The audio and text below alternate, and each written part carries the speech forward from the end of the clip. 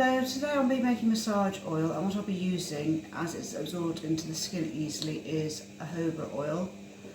And I will also be using, as my essential oils, Geranium, which smells a lot like rose, because it is in the rose family anyway, but rose essential oil is a lot more expensive. Geranium also has anti-inflammatory properties, hard oil, and I will also be using lavender. So lavender soothes the mind and repairs the body. And last but not least, I am using Clary sage. Now Clary sage, there's a caveat with this. If you do not use it if you're pregnant, because it can induce labour. So if you're pregnant, avoid sage. You can use lavender and geranium, no problem, but Clary sage can induce labour if you're pregnant. The benefits are that it is a stress reliever. So I'm going to get started now.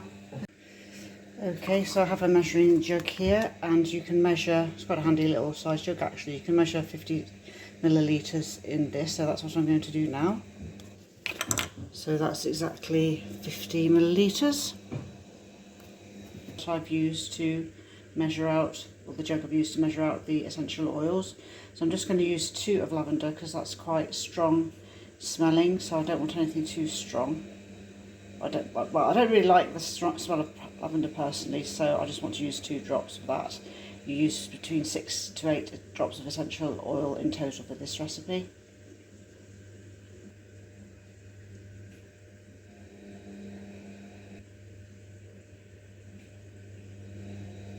Anything else to hand that's small enough for a fork, I'd probably usually use if it was a bigger jug, but I'm just going to use a knife to stir in this instance. Bottle.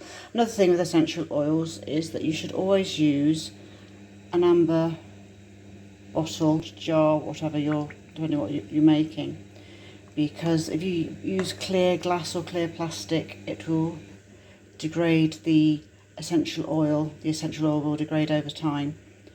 So if you want to reuse something you've currently got rather than buy something new, just make sure it's something that's not clear, and then you'll be fine. What it looks like as it pours out.